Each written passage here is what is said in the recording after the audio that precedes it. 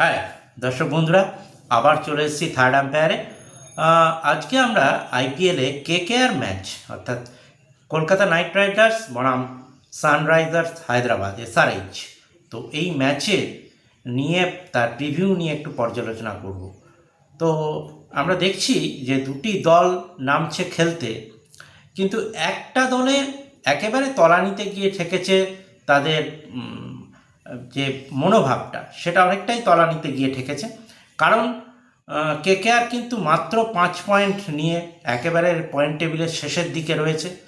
SRH তার চাইতে একটু ভালো জায়গায় রয়েছে। তবে এই মুহূর্তে দাঁড়িয়ে এসআরএইচের যে টিম, সেই টিম কিন্তু যথেষ্ট শক্তিশালী। বিশেষ করে ব্যাটিং লাইন আপে অভিষেক শর্মা, ঈশান কিষান এবং হেনরিক ক্লাসেন, ট্রাইভিস হেড মতো ব্যাটসম্যান রয়েছে। তো সেখানে বুঝতে পারছেন ব্যাটিং লাইন আপে এগিয়ে, কারণ কেকেআরের এই মুহূর্তে আবার ব্যাটিং লাইন আপ ফ্লপ হয়ে যাচ্ছে। অর্থাৎ প্রতিদিনই দেখতে পাচ্ছি ব্যাটিং ব্যর্থতার জেরে কেকেআরকে ভুগতে হচ্ছে।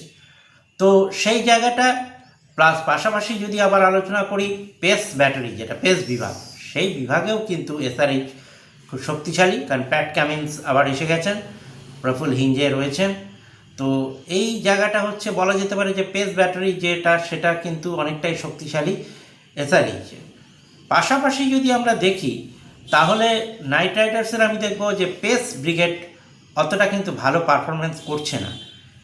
সেই তুলনায় বলতে পারি যে কলকাতা নাইট রাইডার্সের যে স্পিন বিভাগ অর্থাৎ সুনীল নারিন এবং বরুণ চক্রবর্তীর মতো স্পিনার রয়েছে, আর খেলাটা যেহেতু রাজীব গান্ধী ইন্টারন্যাশনাল স্টেডিয়াম হায়দ্রাবাদের মাটিতে, তো ওখানকার পিচ থেকে যদি সুবিধা নিতে পারে, কারণ ওখানকার পিচ একটু স্লো থাকে, তো সেই জায়গাটা যদি কেকেআরের স্পিনাররা যদি সুবিধা নিতে পারে তাহলে কেকেআরের পক্ষে সেটা ভালো হবে।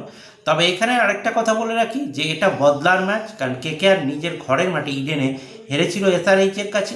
তো এসআরএইচের বিরুদ্ধে জেতার একটা সুবর্ণ সুযোগ, অর্থাৎ সেই বদলা নেওয়ার যে সুযোগ সেটা এসছে। তো আমরা দেখব যে এই দুটি টিম নিয়ে কি পর্যালোচনা করেছেন আমাদের ক্রিকেট বিশেষজ্ঞ প্রাক্তন ক্রিকেটার অশোক মালহোত্রা এবং অর্ণব নন্দী। একবার শুনে নেব তাদের কথা। কেকেআর আপনি জানেন যে সাইফার্ট রান করতে পারছে না, অ্যালেন রান করতে পারছে না, রাহানে টপ অর্ডারে চলছে না। তো আপনি কেন পরপর ওনাকে খেলাচ্ছেন? আপনি সাইফার্ট অফ অ্যালেনে কে চেঞ্জ করতে পারেন, সাইফার্টকে খেলান या অ্যালেনকে খেলান, क्योंकि ওনার মধ্যে ক্ষমতা আছে 20-20 ক্রিকেট খেলা। রাহানে अगर পাওয়ার প্লেতে ভালো খেললেই তাহলে ওপর অ্যাক্সেলারেট করতে পারে, এটাই প্রবলেম আছে। যে জন্য পুরো টিম লাস্ট ম্যাচ আপনি জিতেছে क्योंकि রিঙ্কু সিং একাই খেলে গেল আর আপনি জিতেছে। আপনার কাছে বোলিং আছে, আপনার কাছে সুনীল নারায়ণ আছে, বরুণ চক্রবর্তী আছে, বৈভব অরোরা আছে, এরম বোলিং আছে, কিন্তু বোর্ডে রান বানাতে হবে, তাহলেই তো আপনি জিতবেন। अगर বোর্ডে রান লাগাবেন না, আমার ধারণা যে আপনি সুনীল নারায়ণ দিয়ে একবার চান্স নিতে পারেন। সুনীল নারায়ণ, সাইফার্ট আর অ্যালেনের মধ্যে দুটোকে নিয়ে একটা, क्योंकि এই যে এরম টি20 ক্রিকেট হচ্ছে, এরম আইপিএল হচ্ছে, পাওয়ার প্লেতে আপনাকে 60-70 রান বোর্ডে লাগাতেই হবে अगर আপনাকে খেলা জিততে হবে। ওর জন্য আপনাকে একটা এক্সপ্লোসিভ ব্যাটসম্যান দরকার, যে আজিঙ্ক্য রাহানে নিশ্চয়ই। একটা তো ক্যাপ্টেন আছে, আপনি ওকে ড্রপ করতে পারেন না, তো এই সুবিধা হতে চলেছে। তো মনে হচ্ছে যে একটু বুদ্ধি লাগাতে হবে, একটু স্ট্র্যাটেজি একটু চেঞ্জ করতে হবে, রণনীতি চেঞ্জ করতে হবে। কিন্তু মনে হচ্ছে যে আমি এখনও অবধি বুঝতে পারছি না যে আপনার অভিষেক নায়ার বসে আছেন, এত বড় বড় কোচেস বসে আছেন, কী করছেন? কেউ কিছু জ্ঞান দিতে পারে না বোলার্সকে, না ব্যাটসম্যানকে, না ফিল্ডার্সকে। তো নিশ্চয়ই अगर কালকে জিততে হবে তো আপনাকে আপনার ওপেনিং পার্টনারশিপ চেঞ্জ করতে হবে, ওপেনিং ব্যাটসম্যান চেঞ্জ করতে হবে।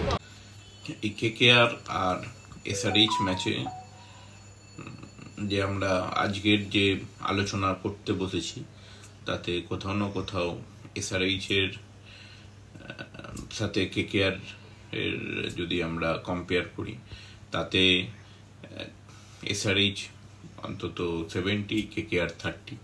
কারণ এসআরএইচের এই মুহূর্তে যে ব্যাটিং কন্ডিশন, তাতে এসআরএইচের পাল্লা অনেক ভারী কেকেআরের থেকে। আর কেকেআর এখন ভগ্নপ্রায় টিম, এবং সেখানে দাঁড়িয়ে কেকেআরের ব্যাটিং লাইন আপও ভর করে আছে শুধু রিঙ্কু সিংয়ের ওপর। তো সেখানে দাঁড়িয়ে এসআরএইচকেই আমি এগিয়ে রাখবো, এবং এসআরএইচের অভিষেক শর্মার ফর্ম, লাস্ট ম্যাচে ট্রাভিস হেডের অসম্ভব ভালো ব্যাটিং, এবং তার সাথে ঈশান কিষানের একটা ঝোড়ো ইনিংস, সব কিছু আমরা এক্সপেক্ট করতে পারি। এবং কিন্তু সেখানে কেকেআরের ক্ষেত্রে সেই রিঙ্কু সিংই ভরসা।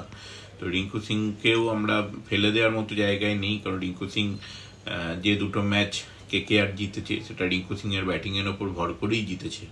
এবং কোথাও না কোথাও দেখতে গেলে সুনীল নারিনের একটা অভিজ্ঞতা সম্পন্ন বোলিং, আর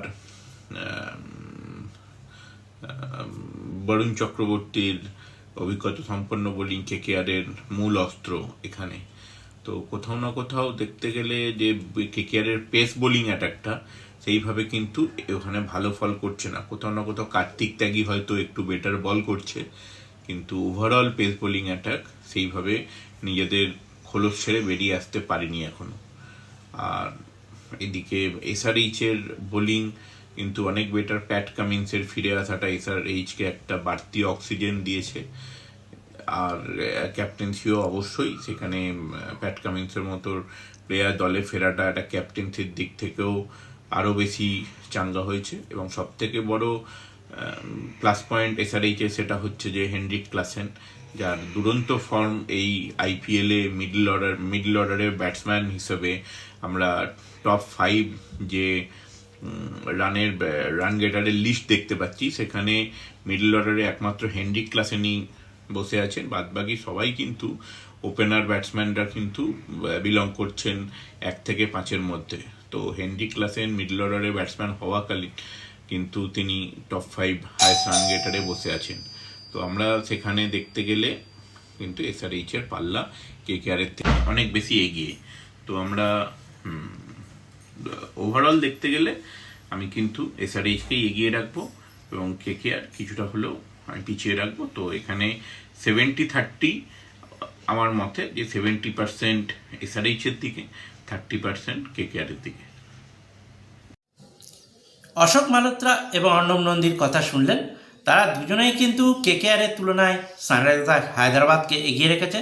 তো এসআরএইচ এই ম্যাচে এগিয়ে থাকলেও আমি বলবো এরকম ধরনের ম্যাচ কিন্তু একটা হাড্ডাহাড্ডি হবেই, এবং কেকেআরও প্রবল চেষ্টা করবে এই ম্যাচ থেকে পয়েন্ট তুলে আনা। সব মিলিয়ে হাড্ডাহাড্ডি ম্যাচটার জন্য আমরা অপেক্ষা করে থাকব, এবং অবশ্যই কেকেআর যাতে এই ম্যাচে জয় পায় সেদিকেই আমরা তাকিয়ে থাকব। তো বন্ধুগণ, আজকের প্রতিবেদনটি এই পর্যন্ত। যদি প্রতিবেদনটি ভালো লাগে তাহলে লাইক করবেন, চ্যানেলটিকে সাবস্ক্রাইব করবেন, এবং পরবর্তী ভিডিওর নোটিফিকেশান পেতে বেল আইকনে ক্লিক করবেন। নমস্কার।